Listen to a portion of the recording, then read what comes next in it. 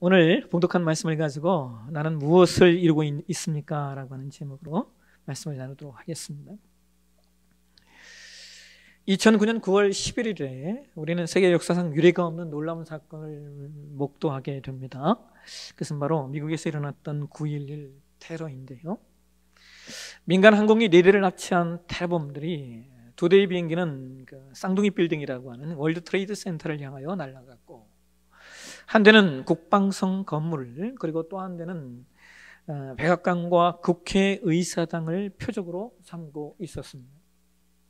그런데 그 4대의 비행기 중에 백악관과 국회의사당을 향하여 돌진하던 유나이티드 항공사의 UA93호기 여객기만은 피츠버그 동남쪽에서 추락함으로 말미암아 백악관과 국회의사당의 파괴는 이루어지지 않았습니다.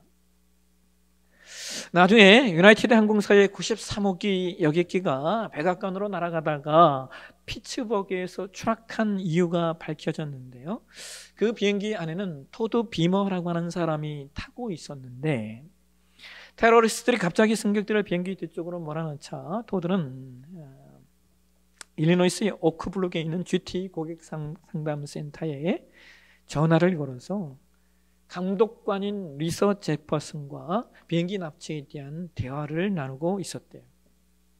이때 토드는 자기와 그리고 비행기 안에 있는 일부 승객들이 테러리스트들을 진압하려고 하는 계획을 세우고 있다라고 말하면서 리사에게 자기를 위하여 기도해달라고 요청을 했답니다. 두 사람은 주기도문을 완성하면서 기도했는데요. 기도가 끝났을 때 토드가 이렇게 말했답니다. 주여, 저를 도와주소서. 그리고 이후 토드와 일부 승객들은 시편 32편 말씀을 암송하기 시작했대요. 여호와는 나의 목자시니 내가 부족함이 없으리로다. 그가 나를 푸른 풀밭에 누이시며 쉴 만한 물가로 인도하시는도다. 내 영혼을 소생시키고 자기 이름을 위하여 의의 길로 인도하시는도다. 내가 사망의 음침한 골짜기로 다닐지라도 해를 두려워하지 않을 것은 주께서 나와 함께 하심이라. 주의 지팡이와 막대기가 나를 안위하시나이다. 주께서 내 원수의 목전에서 내게 상을 차려주시고 기름으로 내 머리에 부으셨으니 내 잔이 넘치나이다. 내 평생에 선하심과 인자하심이 반드시 나를 따르니 내가 여호와의 집에 영원히 살리로다. 그리고 마침내 그들은 최후의 말을 내뱉습니다. 자, 여러분 준비되었죠? 다 함께 돌격합시다. 토드와 일부 승객들의 영적인 행동 때문에 비행기는 국회의사당 백악관으로 가지 않았고, 토드 비머와 승객들은 자신의 목숨을 바쳐서 더 큰 피해를 막아냈습니다. 그들은 그 상황 속에서 지금 자신들이 이루어야 할 일이 무엇이고, 그리고 그들은 지금 그 상황 속에서 그들이 어떻게 떠날 것인가를 믿음으로 결정했던 것입니다. 여러분, 오늘은 종료주일입니다. 이 종료주일은 예수님께서 이 땅에 성육신 하셔서 자신의 사역을 완성하시기 위하여 이제 6월절에 예루살렘으로 올라가신 그날, 그 마지막 주간의 첫날을 의미합니다. 바로 그때 사람들이 요한복음 12장 13절에 보시면 호산나 찬송하리로다 주의 이름으로 오시는 곧 이스라엘의 왕이여 왕이시여 하면서 예수님을 향하여 외쳤고, 그들은 예수님께 영광과 승리를 의미하는 종려나무를 흔들었고, 그들은 예수님을 열렬히 환영했습니다. 그런데 예수님은 그들이 원하는 구원과 예수님이 주시려고 하는 구원이 달랐기 때문에 예수는 그 마지막 한 주간에 사람들이 원하는 일을 행하신 것이 아니라 자신이 이 땅에서 감당해야 될 마지막 일, 그리고 이 땅을 떠나기 전에 해야 할 그 모든 일들을 완수하시는 것을 보게 됩니다. 우리는 마태, 마가, 누가, 요한복음의 4개의 복음서를 통하여서 그것을 확인할 수 있는데요. 먼저 오늘 이 주일, 이 날에 예수님은 스가랴 9장 9절 말씀의 성취를 위하여 어린 나귀를 타고 예루살렘에 입성하십니다. 그래서 우리는 이날을 종려주일이라고도 말하기도 하고 또한 이날을 예루살렘 입성의 날이라고도 말합니다. 그 다음 월요일, 우리는 이날을 성전 청소의 날이라고 말하는데요, 예수님은 하나님의 성전이 매매하는 자들의 장사마당이 되어 강도의 소굴이 된 것을 보시면서 채찍을 만들어서 매매하는 자들의 상을 뒤엎으십니다. 예수님은 그날 놀라운 아주 무서운 분노를 발하십니다. 화요일, 우리는 이날을 변론의 날이라고 말하는데요, 예수님은 성전에서 바리새인들과 변론하시고 동시에 사람들에게 마지막 때 종말에 관한 말씀들을 가르치십니다. 그리고 수요일, 우리는 이날을 사랑과 배신의 날이라고 말합니다. 이날에 막달라의 마리아는 예수님께 향유를 부었고 그 모습을 보고 예수님은 그녀가 나의 장례를 준비하는 것이다 라고 말씀하셨습니다. 막달라 마리아는 예수님께 향유를 부었는데 반면에 이날에 가로신 유다는 예수님을 은 30에 팔아 넘깁니다. 목요일, 우리는 이날을 최후의 만찬의 날이라고 말합니다. 예수님은 포도주를 자신의 피로 그리고 빵을 자신의 살로 비유하시면서 제자들에게 성만찬을 행하시고 그것을 영원토록 기념하라 말씀하세요. 그리고 그날 저녁 예수님은 내일이면 처하게 될 십자가를 생각하시면서 겟세마네 동산에서 땀이 피가 되도록 기도하십니다. 그리고 금요일, 우리는 이날을 순환의 날이라고 말합니다. 이른 새벽에 예수님은 무리들에게 잡히시고 유대인의 사법기관이었던 산헤드린 공회에서 대제사장과 공회원들에게 신문을 받으시고 그 당시 유대인의 왕이었던 헤롯과 유대의 총독이었던 빌라도를 오가면서 재판을 받으십니다. 그리고 사도신경의 말씀처럼 본디오 빌라도의 명예에 의하여 로마 병정과 이스라엘 백성들의 조롱송에서 결국 예수님은 십자가형에 처해지게 되십니다. 그리고 금요일부터 주일까지 무덤에 묻히셨던 예수님은 약속대로 말씀하셨던 대로 3일 만에 주일 새벽에 부활하십니다. 여러분, 역사적으로 기독교회는 이 마지막 한 주간을 고난주간이다라고 지칭을 하면서 이 주간을 대단히 중요하게 여겼어요. 독일 같은 나라에서는 이 주간에 상만찬마저도 누룩이 들어가지 않은 포도주를 사용했고 그리고 그 독일 사람들이 좋아하는 초콜릿을 삼가하고 또 심지어 카페인이 없는 커피를 마시면서 아주 엄격하고 경건하게 이 주간을 보냈대요. 여러분, 한국교회는 어떠합니까? 한국교회는 이 고난주간에 금식을 한다든가 혹은 특별 새벽 기도회를 한다든가 하는 내용으로 아주 절제된 시간들을 보내고 있는데요, 아까 광고를 하면서 제가 교회 소식을 나누면서 말씀드렸듯이 우리 교회는 이 주간에 계란 나눔 사역을 했어요. 그래서 구운 계란에 그다음에 요구르트를 이렇게 담아서 포장을 해서 관청에 가서 사람들에게 나누어드리고 또 주변의 사람들에게 나누어드리는 일들을 했습니다. 우리는 그렇게 예수님의 부활을 준비를 했습니다. 그리고 고난의 날인 순환의 날인 금요일에 우리는 공적으로 모여서 성찬 예배를 드렸습니다. 올해는 이제 우리가 계란 나눔 사역을 할 수가 없잖아요. 그래서 아까 나눴던 미디어 거리두기, TV와 좀 스마트폰을 절제하면서 우리가 이 고난주간을 좀 보냈으면 하는 마음이 있습니다. 여러분, 우리가 봉독한 오늘 요한복음 19장 30절의 말씀은 예수께서 십자가에 달리셔서 운명하시면서 마지막으로 남기신, 마지막으로 말씀하신 말씀이에요. 예수님 뭐라고 말씀하십니까? 내가 다 이루었다라고 말씀하셔요. 근데 여러분, 이 다 이루었다라고 하는 말씀이 우리 헬라어 원어로 보게 되면 이 단어가요, 테텔레스타이라고 하는 단어인데요, 근데 이 단어는 그 시제가 미래 완료예요. 그래서 헬라에서의 미래 완료 시제는 확실성의 완료를 의미하는 문법인데요, 그래서 그 당시에 다 이루었다, 이 테텔레스타이라고 하는 단어가 미래 완료용으로 사용되는 4가지 경우가 있었어요. 자, 번째로 이 단어는 맡긴 일을 완수했다라고 할 때 이 단어가 사용이 되었어요. 이 말은 주인이 종에게 어떤 일을 시켰을 때 그 일을 다 마친 종이 주인님 맡기신 일을 다 완수했습니다 라고 할 때 이 말을 썼습니다. 두 번째로 이 단어는 흠이 없고 온전하다 혹은 완전하다라고 하는 뜻을 가지고 있어요.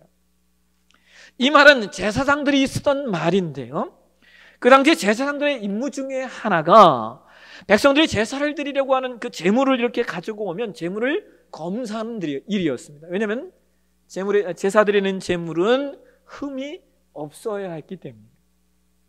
그래서 제사장들은 그들이 가져온 제물을 살피는 거예요. 혹시 이 제물이 눈이 먼 게 있나, 다리를 저는 게 있나, 혹은 다른 흠이 있는지 자세히 살펴보았습니다.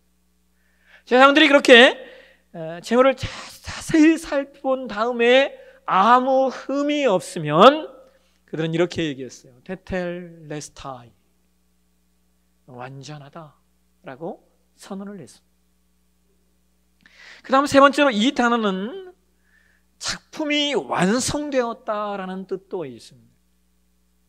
이 말은 그 당시 예술가들이 사용하던 말인데요, 예술가들은 한 작품을 만들기 위해서 수많은 시간을 들여 구상하고 연구하고 생각하고 실험을 합니다. 여러 번의 시행착오를 반복하죠. 그러한 여러 번의 시행착오를 각오하면서 하면서 모든 심혈을 기울여 한 작품을 완성하는데요, 그런데 이렇게 심혈을 기울인 작품이 완성되었을 때 그들은 그 작품을 보면서 이렇게 말합니다. 테텔레스타이, 완성되었다. 마지막 네 번째로 이 단어는 돈을 모두 지불했다, 모든 지불을 완료했다라는 뜻을 가지고 있어요. 이 말은 주로 상인들이 쓰던 말입니다. 그러니까 지불 완료라는 말이에요. 더 이상 셈해야 할 것이 없습니다라는 말을 할 때 그들은 테텔레스타이라고 하는 단어를 썼습니다. 그러니까 여러분, 이 다 이루었다라고 하는 말에는요, 그냥 이 표현이 그냥 한 문장이지만 이 단어에는 완수, 완전, 완성, 그리고 완료라고 하는 의미가 담겨져 있습니다. 이 단어는 어떤 부족함이나 어떤 미비함도 없는 상태를 가리킬 때 사용되는 말로서 예수님의 십자가의 사건이 바로 그러하다라고 하는 거예요. 예수님의 죽음은 그의 이 땅에 오신 사명을 완수하신 것이고, 그리고 그의 죽음은 어떤 환영이나 혹은 그 사람들이 이야기하는 것처럼 기절이나 뭐 이런 내용이 아니라 완전한 죽음이셨습니다.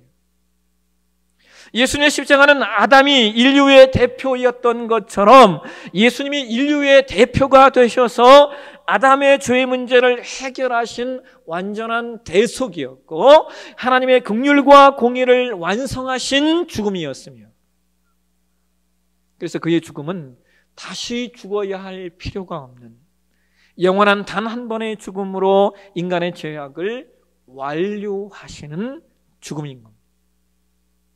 여러분, 이렇게 예수님은 자신이 이 땅에 오셔만 했던 그 이유와 그 목적을 온전히 완전히 완수하십니다. 그리고 그것을 다 이루시고 나서 예수님은 이 땅을 떠나가시는 거예요. 여러분, 저는 오늘 이 말씀을 이렇게 묵상하면서 저 자신에게 이런 질문을 한번 해봤어요. 나는 지금 이 땅에 존재하는 이유가 무엇인가? 나는 지금 이 땅을 무엇을 위해 살고 있는가? 그리고 나는 이 땅을 떠나가게 될 때 과연 무엇을 남길 것인가? 여러분, 오늘날 현대를 사는 현대인들에게 가장 큰 영향을 미치고 있는 사람이 하나 있어요.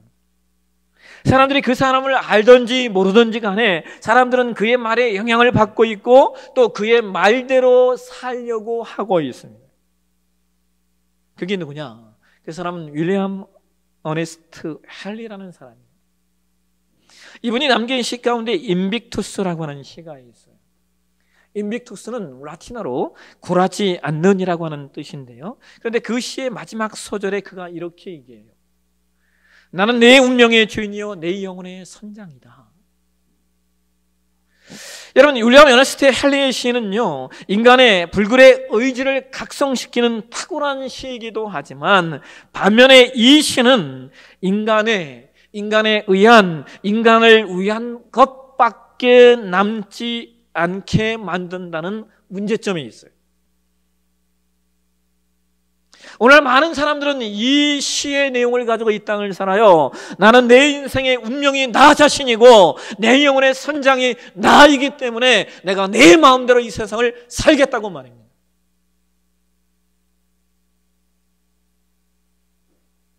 근데 여러분, 적어도 우리가 신자가 되었다라고 하는 것은,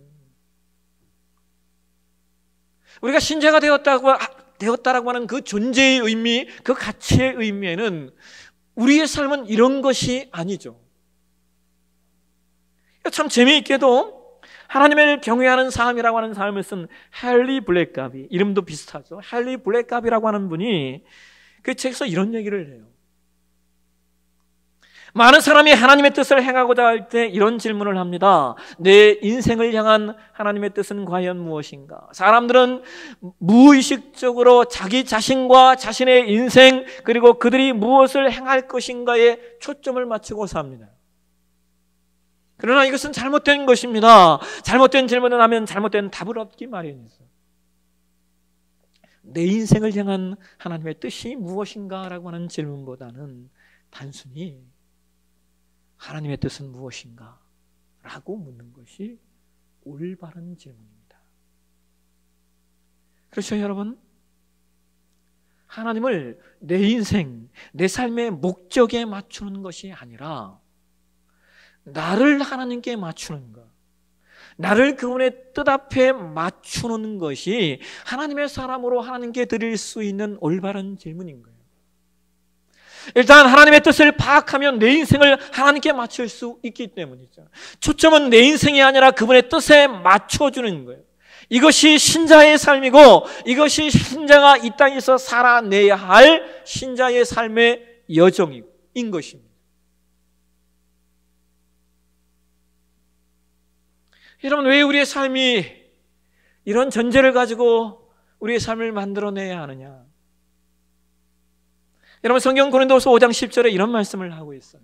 우리 고린도후서 5장 10절 말씀 한번 보실까요? 우리 이 말씀을 현대 성경으로 한번 보시도록 하겠습니다. 같이 한번 읽겠습니다.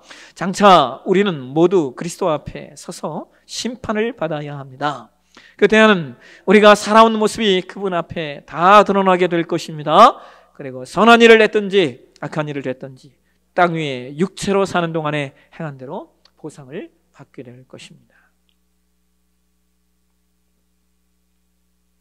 여러분, 우리 모두는 언젠가 하나님 앞에 서게 돼서 우리 모두 다 하나님의 심판대 앞에 서게 될 거예요. 그 하나님의 백보자 심판 앞을 지날 때 하나님이 우리 가운데 말씀하실 거예요. 물어보실 거예요. 너는 이 땅에서 어떻게 살았냐? 라고 말입니다. 너는 이 땅에서 어떻게 살았냐? 라고 하나님 물으실 때 여러분, 우리는 무슨 말을 해야 할까요? 그리고 우리는 무슨 말을 할 수 있을까요?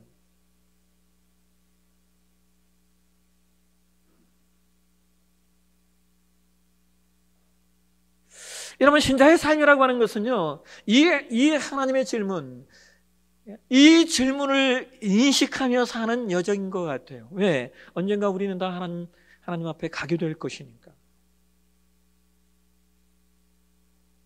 그래서 신자로 이 땅을 산다라고 하는 것은 그 하나님의 질문 앞에 우리는 어떤 대답을 할 수 있을까라는 의식을 가지고 이 땅을 살아내야 돼요.